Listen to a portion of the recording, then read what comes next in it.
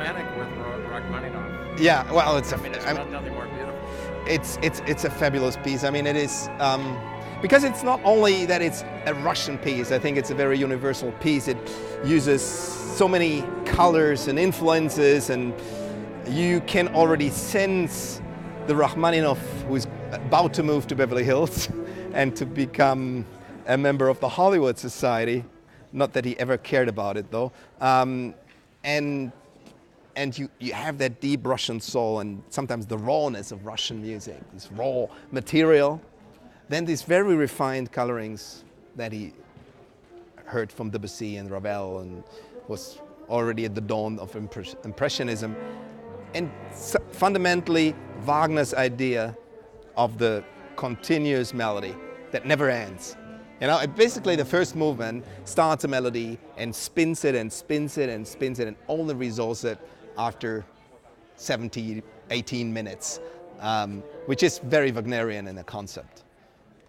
Well, and how are you going to contrast this romanticism with a really romantic Berg Violin Concerto? So yeah, exactly. There is no, actually there is less contrast, I think, than you feel at the surface.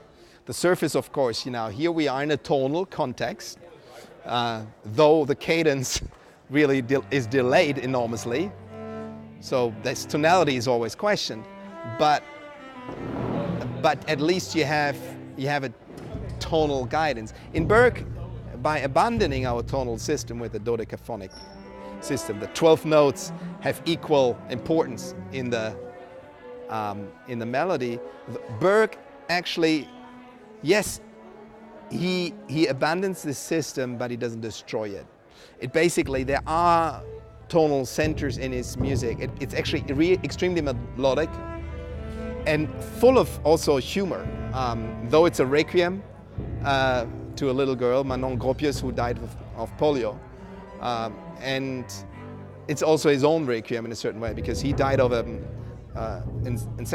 insect bite and an infection, actually very shortly after the piece was written.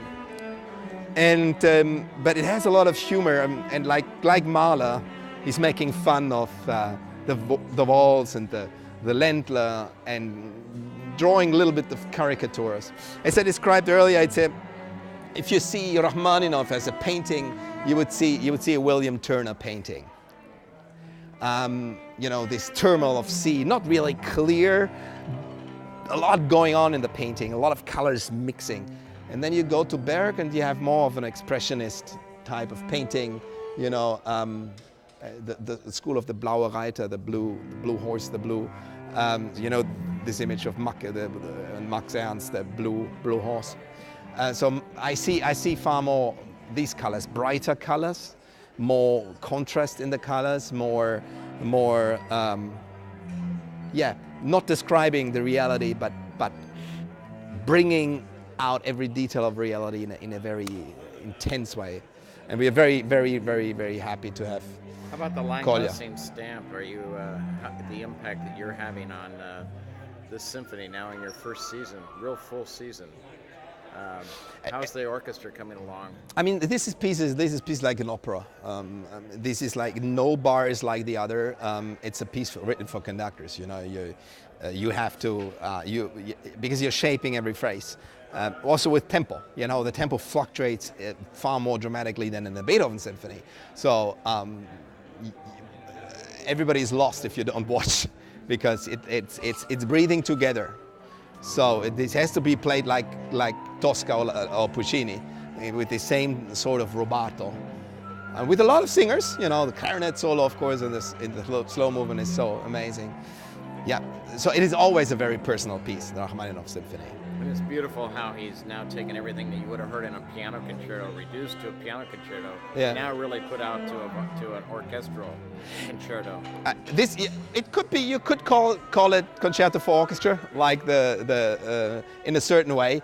But more than that, I think what he really wants is the orchestral textures. Unlike Bartók, the orchestral textures mix, and by that creating new instruments. By the mix of certain, you know, we have cello, cor anglais, the English horn, and then the French horn playing a stop note, and mixing that together creates basically a new sound, and that's why he was really so great at. Don't know if there's anything more beautiful than Rachmaninoff. Well, Until until we do our next program. Thank you. Thank you very much.